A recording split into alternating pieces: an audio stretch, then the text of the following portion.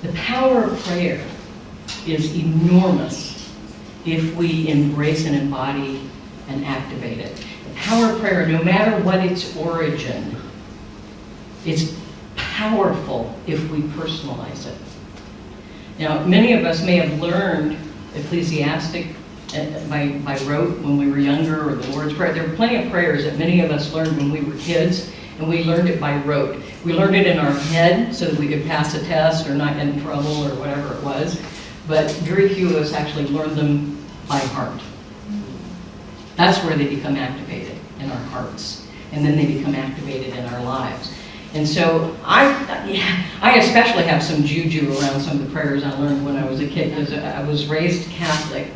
And after a while, and I was not a perfect child. I know you find this difficult to believe, but I got in trouble quite a bit. And so then when I reached the age where, I had my first, I'd done, where we did confession, where I got to go to my first Holy Communion. You have to go to confession before you go to communion. And so I would go into the confessional, and there's this trepidating sound, because you knew the priest was on the other side in that other little box, and you'd hear this little door slide open. And then you knew, oh, jig's up. Now here you gotta tell them what you've been up to, right? And so, sometimes I didn't think I sounded bad enough that they would believe that I had been that good that week, so I would make up some extra stuff just to be believable. But what ended up happening was that I began to associate prayer with punishment. Because at the end of the confession, and those of you who are Catholic know this, at the end of the confession they give you a little assignment. You have to go down and sit in, well, you don't get to sit in one of the pews, you have to kneel on one of those things, and you have things, you like however many Hail Marys or acts of contrition or whatever. So pretty soon, as a pretty young kid, I began to associate prayer as a punishment rather than as an empowerment. And so it hadn't been actually until this teaching that I was able to heal that and realize that prayer is a powerful, powerful thing in our lives. It's not punishment at all, far from it. It's quite the opposite. So I thought it might be interesting to, revisit an old prayer and look at it maybe from a metaphysical or a mystical point of view, and see if we couldn't, for any of you who might still have some cling-ons of that sort, like I did, we can, get rid of those. So, when we take a fresh look, it really invites us to see with new eyes and with new mind and new heart something that we've sort of taken for granted or misinterpreted for a very long time. It's a rare occasion, I think, that, we learn a lot of things that get stuck in us when we're about this big. And we don't really get a lot of opportunities to reevaluate that. There's not a class in it usually. They don't teach you in school. Your parents are not usually saying, okay, listen, you're more than 5 years old now, let's reevaluate some of those belief systems that we immersed into you, and let's see if they still hold. You don't get those opportunities too often. So here's an opportunity for us to reevaluate a little bit some of those old beliefs that we may have had, or stuckness that we may have had. And so we have an opportunity to find some new meaning in this very familiar prayer, and to personalize it and to apply it in our present life in powerful ways. So it kind of goes along with my theme of spiritual living. How do we empower spiritual living and become the presence of spiritual living in our daily lives, not just when we're together on Sunday, but all the time, all the time. There have been many songs and poems derived from Ecclesiastes 3, 1 through 8. And it was actually originally written as a poem. So I'm going to just remind you and share with you the original King James Version. This is the one that those of you who were forced to learn this by, in your head, but to memorize it, here's the one. And you'll start probably in your head and maybe out loud reciting it with me. So here it goes. To everything there is a season and a time to every purpose under the heaven.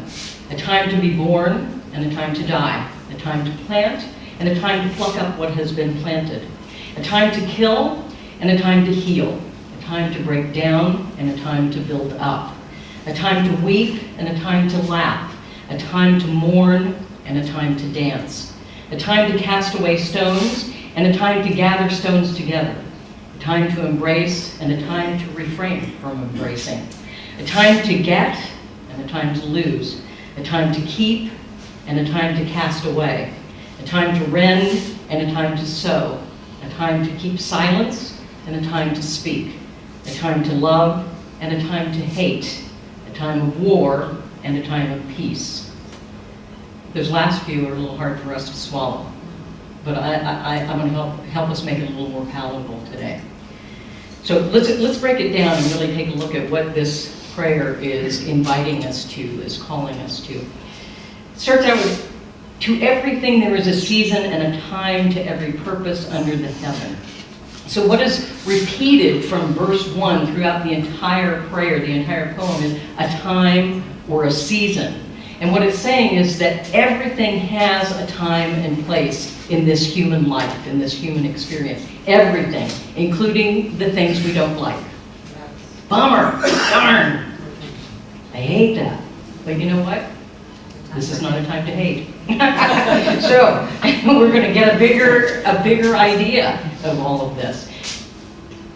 The idea that there is a time for everything, a time and a place for everything in life, brings a sense of order and timing to life that is from the divine. It is universal. And it brings with it wisdom. From the ancient Greek, the word wisdom means to have skill for living. Kind of sounds a little bit familiar. Spiritual living is a skill for living. And so that kind of time and place for everything brings some of that order and that wisdom, that skill for living. Not just living, I mean, anybody can live in the fantastic good times. We can all do that. That's a cakewalk. But it takes skill and spiritual living to live in the times that are a bit challenging, and to allow those challenges to grow us, to expand us beyond what we know we're capable of. And so every area of life is covered in these 8 verses of Ecclesiastes. Every area, the whole spectrum of life is in there. So this is a very, very wonderful prayer to really pay some attention to. It focuses on the details of the real human experience, both the dark, the shadow, and the light. All of it, which is all part of the human experience. You know, all the extremes of each area are represented in these 8 verses. The antithetical word pairs, if you will, the continuum of seeming opposites are contained in these 8 verses. Now, each pair addresses some area of life that perhaps you're working on to change, because maybe we're moving on that continuum from what appears to be not so wonderful to what is more wonderful. That's part of the evolutionary process of consciousness that we're all going through together here in this spiritual community. And so we have that opportunity to move along that continuum and to make choices about where we want to be on that continuum of seeming opposites. So even though they seem that way, there's a divine order in the midst of all of this sliding up and down the scale, and in the midst of change. There is an order to it. There is a plan, and we get to be a part of that plan. A time to be born and a time to die. A time to plant and a time to pluck up that which has been planted. Now we do know that. You know, I used to think about, when I started my center, we moved. I mean, you guys haven't moved that much. I mean, you're so fortunate, so blessed. And yet, this is a wonderful occasion that we have moved to this new opportunity. In my center, we moved 9 times in our first 10 years. 9 times in our first 10 years.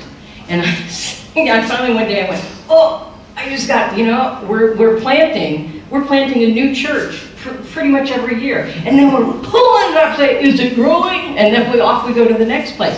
And sometimes we do that in our lives. We plant a seed of intention, and then we yank it up to see if anything's happening. Any of you who know anything about plants know that that doesn't work very well. Right? Am I right? Or am I? Yeah. I know because I have killed almost every plant I've ever owned, but I have 2 that are very wonderfully healthy right now, though, so I'm learning. I'm getting better.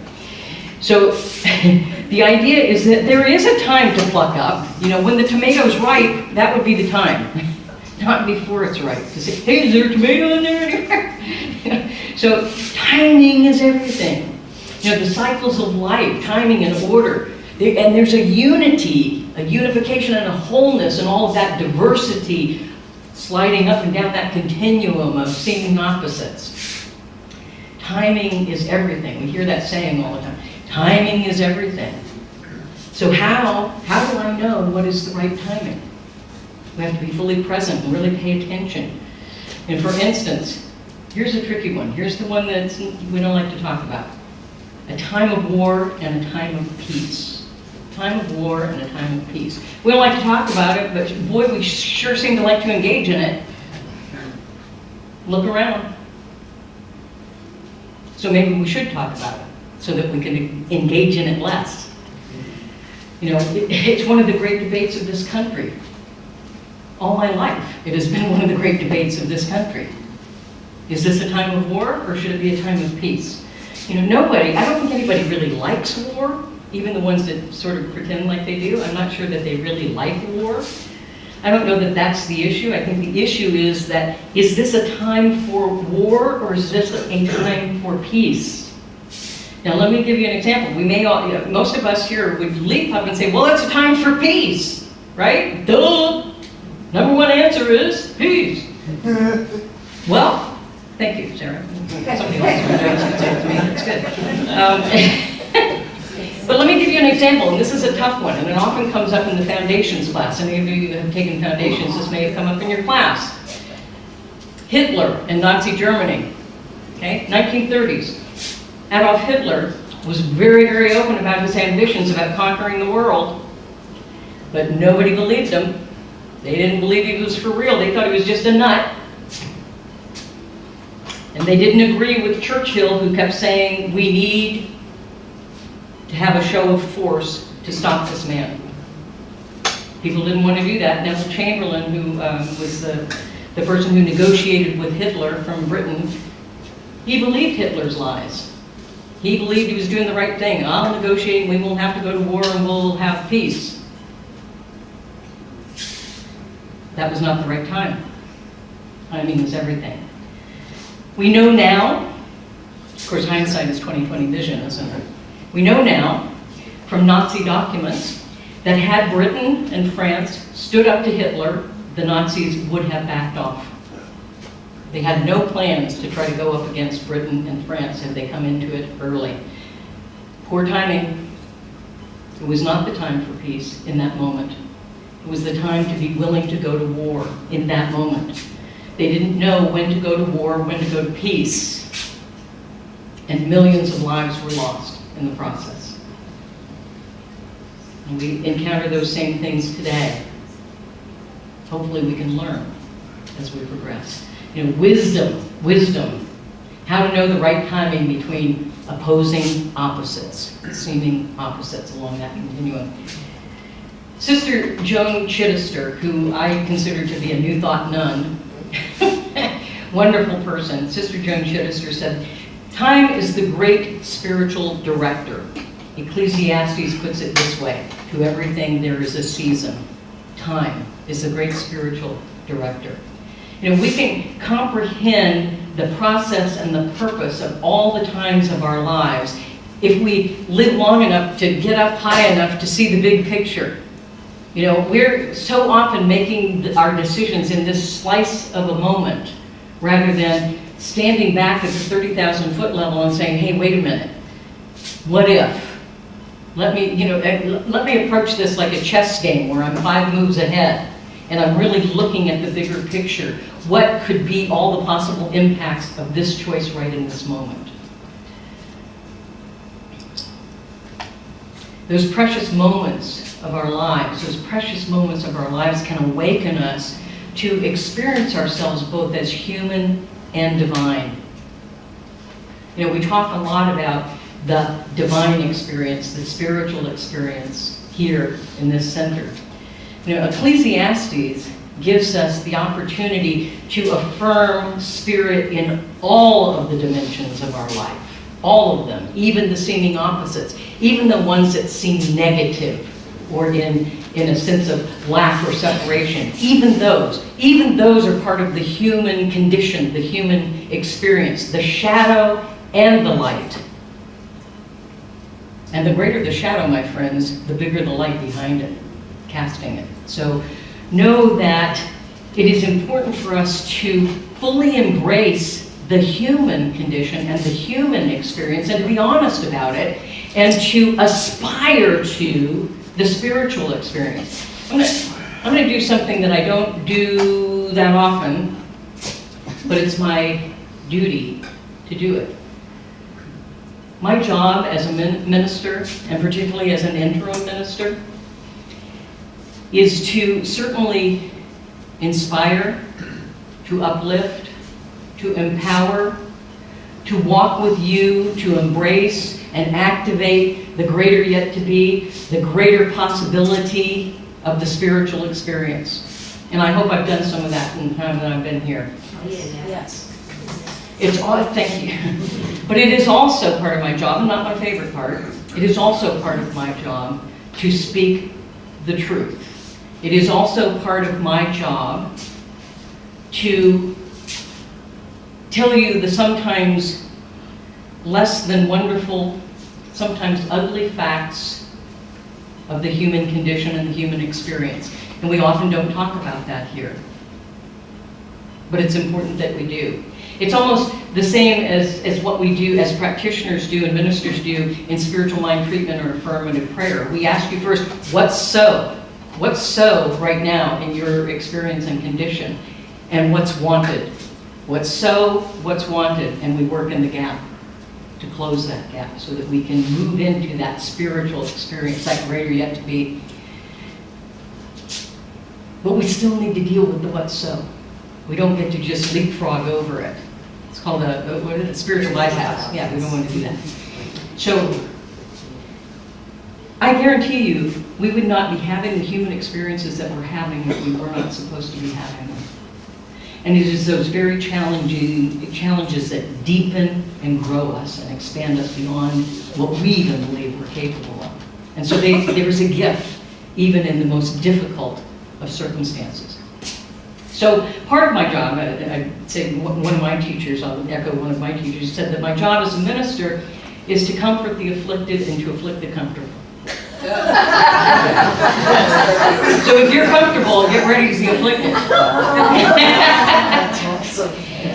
So I'm just going to do a quick little thing here.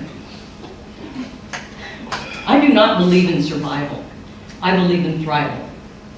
I believe that we are here to deepen as deep as we can go, to expand as expansively as we can become individually and collectively. And this day marks a new beginning for this spiritual community. And you've had several in the last few months. New beginnings, new opportunities to really become who you truly are individually and collectively. And I want to tell you something. I think the potential here for you as individuals and you as a spiritual community is unlimited. And I'm not just saying that because I'm trying to make you feel good. I'm saying it because I believe it's true. And I think we have not even scratched the surface here. Not even. Is there anybody besides me that wants to scratch the surface and really go deep and really go expansive and really make this happen? Anybody besides me excited about that opportunity? Okay, good. Part of the way that we see how we're doing is that we see if people are coming. We see if people are bringing other people. Otherwise, it may be, oops, I'm embarrassed to bring my people and bring my friends to church, I hope I don't embarrass you, but I'd be willing to do it if it would work, but, and sometimes we as religious scientists, we as part of spiritual living, are pretty close to the vest about who we are and what we believe and what we're up to and what opportunities are available. Don't hide it under a bushel. Don't hide that light. I would say to you, if you were taken to a court of law and accused of being a religious scientist, part of spiritual living, would you, if accused, even be convicted? Is there enough evidence for you to be convicted of being a religious scientist? Live this philosophy, live this teaching powerfully in your individual lives. Share it with people, especially people whose lives aren't working. Bring them here. Let's do some things if this is working for you, why would we not offer it to other people? So part of the way we see, are we living into our potential, is are we Are we bringing more people? Are more people coming? Are we engaging other people? Is my life changing individually? Is the life of this community changing and evolving for the better? How does that all work? One of the other measures, and I know we don't like to talk about it, is money.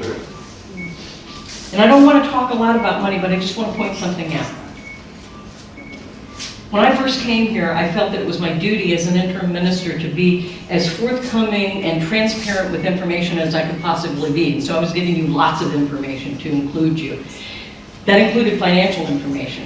And I felt like I'd made the point, and that we didn't need to look at finances every week. So I thought we'll do it once a month. So in the month of May, we didn't look at it every week. And I'm not happy to say that this month we're in the red. I'm not happy about that.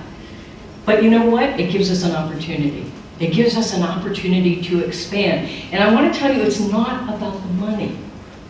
Money is about the opportunity that it gives us, the freedom that it gives us to be creative, the freedom that it gives us to bring all the resources we have to bear, not just financial and not just material, but time, talent, and treasure, all of it. Money gives us freedom. Money isn't about the money. You know, I don't want the counters to have to count more green stuff on Sundays. That's not what it's about. It's about what are the opportunities that it opens up for us. Like the intention that we've set of finding a permanent space where we could be there 24/7. I guarantee you, Sunday only together is too small a slice of life.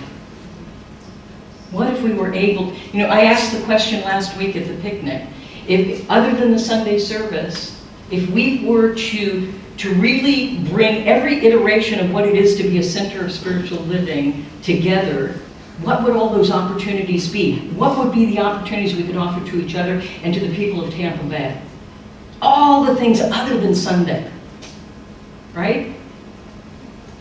So that's all I'm saying, is that time, talent, treasure, you owning this community and loving it enough, not only to expand it and deepen it now for you, but for the people who aren't even born yet. Are you willing to do it for them? Yes. Yes. Yes. Doesn't mean we won't get some goodies while we're here, but we need to think of those who come after us, those who will stand on our shoulders. And then what it requires is to be all in. So what I would ask, so that we can have greater opportunities, so that we can have greater opportunities for creativity. I mean, there is so much creativity and talent in this room that we're not even tapping into because we're restricted in some ways by space and time and some of those things. Let's expand that. Bring forth those opportunities and that creativity. Bring it forth. Bring it forth. So I ask that you consider this. Consider what is it that you have not freely given of yourself yet. What is it? If it might be time, it might be talent, it might be treasure, it might be all three. I don't know. That's up to you. Consider it and consider how it might work if you did give freely of yourself. If you brought forth your talent and your creativity and your skill, and we found a way and a time and a space to bring all that out into the light. Consider that. Consider if you are part of the Thrive, what is it called? Thrive Tribe. Thrive, I always forget the last part. The Thrive Tribe. If you have honored your commitment, yay and amen. Think about if you could stretch just a little more. If you haven't honored your commitment, think about how you could. If you weren't part of the Thrive Tribe, think about how you could be anyway without even signing up. Think about, gee, what if I had one less macchiato a week at Starbucks and I tossed that in just because? Think about if you were to give 10%, and I'm not saying jump in and do this, but if you were, just imagine, based on your income, what would that be? And imagine everybody sitting in this room giving 10%. I guarantee you this would be a fabulously abundant community. We would have a permanent space, and we would have all the time, talent, and treasure, and creativity, and opportunity we could stand. I guarantee it.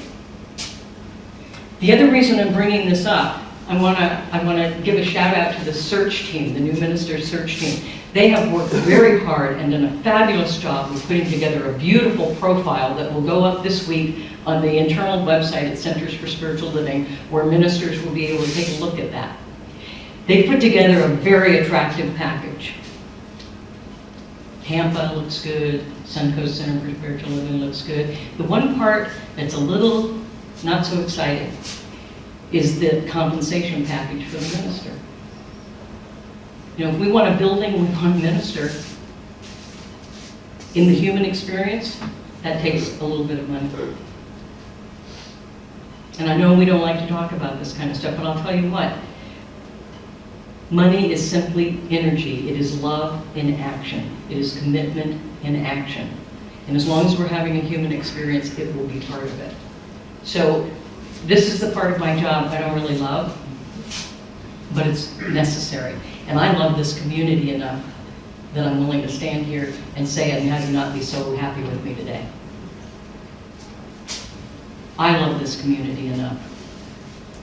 And I would think that you would want a minister who's also committed and loves this community enough and is paid enough to have a living wage. We have not been paying a living wage, not to Reverend Allen, not to me, and we're not offering it to the next one. I'd like to see that change. Anybody willing to be in that game with me? Yes. Yes. So I don't think it's because you're not willing or you don't want to. I think that sometimes we're just not aware. We just don't know. And so part of my job is to give you information. And the reason I'm giving it to you now is because it occurred to me since I was talking about Ecclesiastes, and there's a time and a season for everything. This was a time, and this was the season to talk about what we don't like to talk about. It's the same in families. We have to sit down and talk about stuff like that. So we've done it. You've heard me. I've said it. I'm done. You know what's next. You own whatever you're going to own, but it's your community. Just saying. Okay? So, there's a call and a promise to this prayer of Ecclesiastes, and it helps us to move through what I just talked about in powerful, powerful ways. You know, to see spirit in this life, in struggle, to see it in the pain of separation, to see it in loss, to see it in the deep pain that we may suffer just all on our own with our own demons. This prayer has the promise of bringing us through that, bringing us through illness or hurt, bringing us through economic decline, whether it's national, personal, or communal. To know that it contributes, this prayer contributes to the awareness of God presence in my life, in your life, in me, in you, and all around us. This prayer is filled with promise to bring us on that continuum of seeming opposites from what seems like less to what is truly more. To meet the challenges reverently and trustingly, to meet anger and despair and our own demons, to come to the realization that we are living in spirit and that spirit is living in us in every circumstance. Yes. Not just the light ones, but also in the dark ones. Spirit is especially living with us there. When I have gone to the depths of despair, guess who was there with me? Spirit. When I thought God had deserted me, what I realized was I had deserted God. And when I looked up and opened my eyes, there I was at the lowest point in my life, and Spirit was there with me. Spirit is in all of it. No matter what life brings, Spirit is there. Where shall I find God in life? The disciple asked the teacher. God is with you everywhere, the teacher replied. But if that is true, the disciple asked, why can I not see this presence? Because, said the teacher, you are like the fish who, when in the ocean, never notices the water. We are spirit. Own that. Own it. We are powerful beyond measure, and we are not even scratching the surface. Let your fingernail grow and scratch the surface deep. We're immersed in the Spirit, and it is who and what we are, each of us, all of us. Not all of us realize it. Let's begin to realize it and help each other to realize it. You know, true spiritual living demands that we trust the process and the flow of life, including those times when we just as soon get over with really quick. To learn to live successfully within the cycles of life, the darkness, the shadow, into the light. To live all of the moments of our lives well, not just the easy or the good ones. That's how we gain wisdom, skill for living, spiritual living. Ecclesiastes teaches that life is a teacher and that we must not ignore its lessons, lest we have to repeat them. Remember summer school? We're in summer school right now. Realize that life is not always on an even or smooth heel. You know, sometimes it's a bumpy ride. Sometimes you're pretty sure there was not a seat, but you're sitting on a spring. So you've been there. Birth, death, crying, laughing, gaining, losing. It happens in every life. Mine, yours, all of ours. These things are part of life. It is part of the human condition. It is part of the human experience. And it's not to be avoided, but to be embraced and to find the gift in it. And I guarantee there's a gift in every challenge and circumstance. 33 some odd years ago, I was a drunken mess. I didn't even want to live. But I didn't have the courage to kill myself. I just wanted to stop breathing. And who was there with me? Spirit. As I watched air go into my lungs and my chest moved up and down, I remember thinking, just move down and stay down. And I literally heard the voice of Spirit. It said, nope, I have plans for you.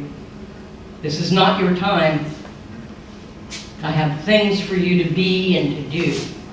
And I sat straight up, and that was the last day that I was a drunken mess who didn't feel she deserved to live. And the next day, my first day being clean and sober, happened to be April Fool's Day. What a nice little reminder. The day I stopped being a fool. Spirit was with me, even in the midst of that. And I'll tell you what, I am not who I am today in spite of that experience. I am who I am today very much because of it.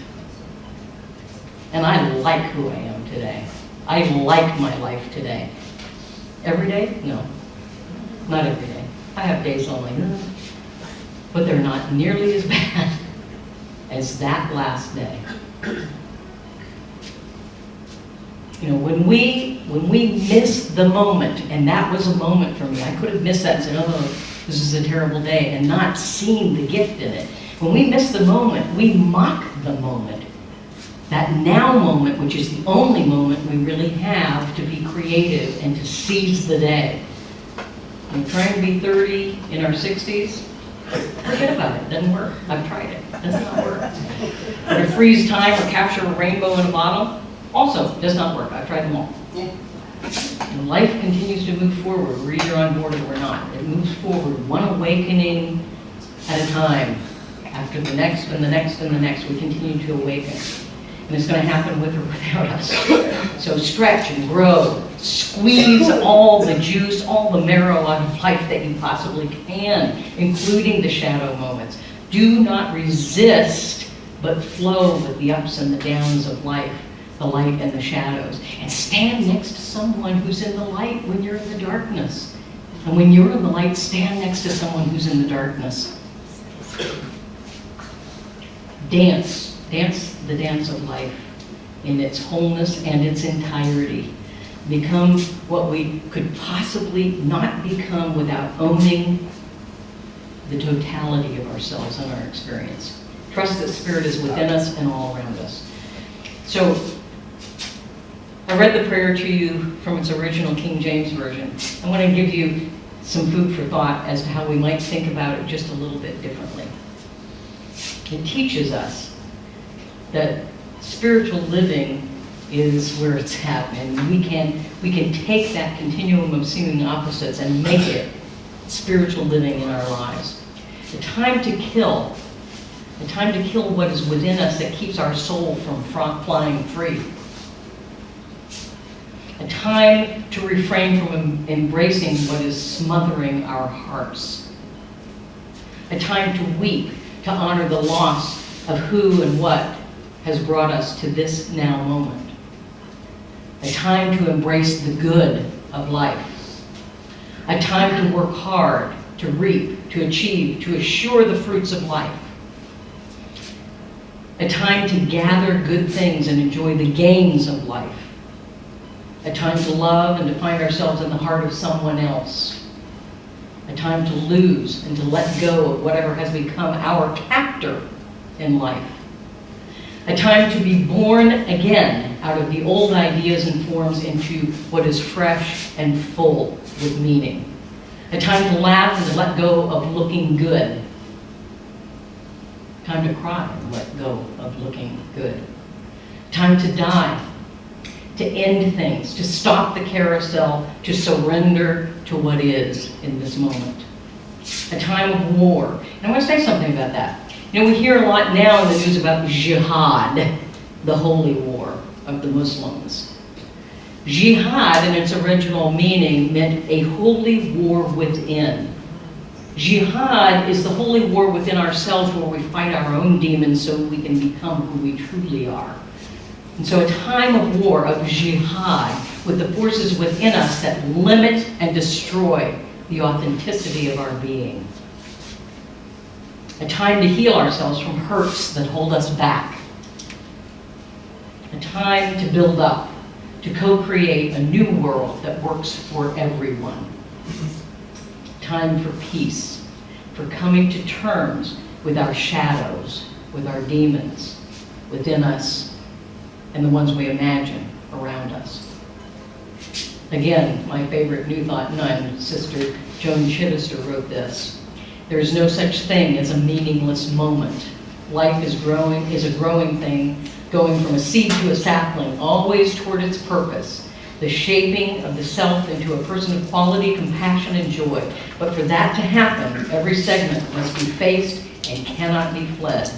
Ecclesiastes, drawing both on reason and on faith, says it is only we ourselves who can complete the dance of life, only by dancing it ourselves, with all our hearts, with all our souls. By its very definition, Ecclesiastes implies life simply demands it of us.